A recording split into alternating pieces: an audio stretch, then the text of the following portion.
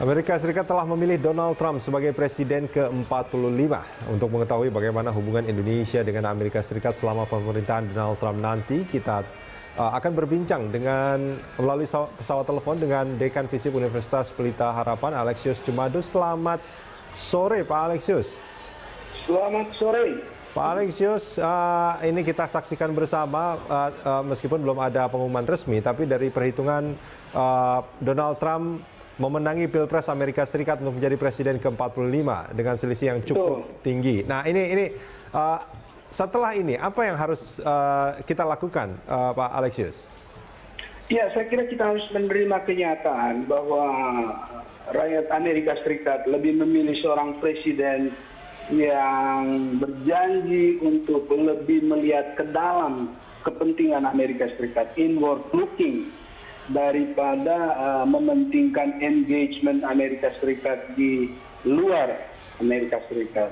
Kita juga harus menerima kenyataan bahwa Presiden Amerika yang terpilih adalah seorang yang tidak terlalu mendukung globalisasi dan free trade, di mana dia akan mementingkan kepentingan Amerika Serikat sendiri dan mungkin akan menomorduakan kepentingan-kepentingan di luar Amerika.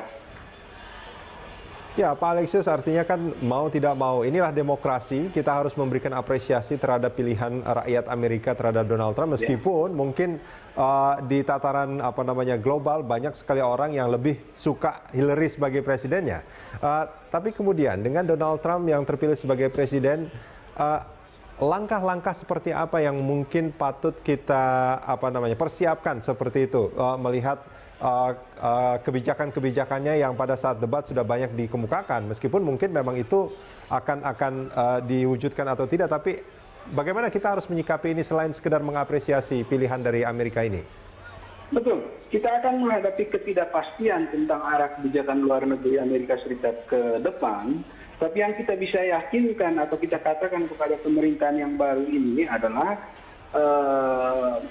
kerjasama internasional di mana Amerika Serikat memainkan peran yang konstruktif itu masih sangat dibutuhkan, terutama di kawasan Asia Tenggara dan Asia Pasifik, di mana ada momentum pertumbuhan ekonomi yang bisa memberikan kontribusi kepada pemulihan krisis ekonomi dunia. Jadi dituntut partisipasi dari Amerika Serikat untuk memainkan peran yang konstruktif.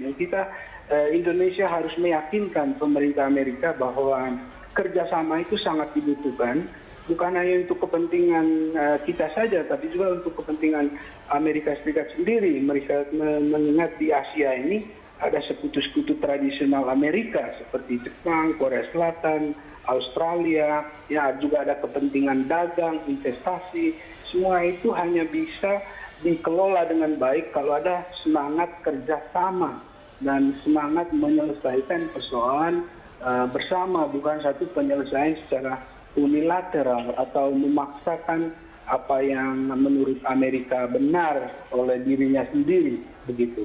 Ya, artinya kan sebetulnya tadi yang Anda katakan inward looking, semuanya itu melihat ke dalam, bagaimana rakyat Amerika ini harus dibangun dari dalam, dengan dalam tanda kutip mungkin lebih menyampingkan kepentingan-kepentingan negara tetangga yang selama ini sebetulnya banyak melakukan kerjasama. Bukankah kalau itu memang diterapkan, ini dampaknya juga akan sangat buruk bagi perekonomian Amerika yang saat ini sebetulnya tidak terlalu baik, Pak Alexius, ya?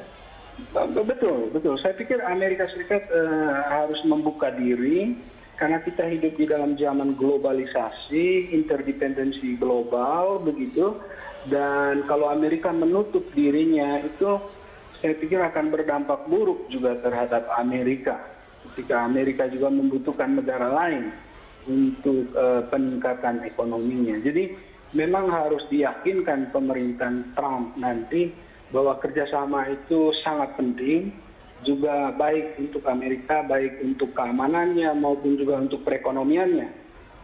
Ya, karena kalau kita melihat sebetulnya kan banyak manufaktur perusahaan-perusahaan Amerika justru tidak ada di Amerika, tapi di negara-negara lain, di negara-negara dunia ketiga yang mungkin biayanya lebih rendah.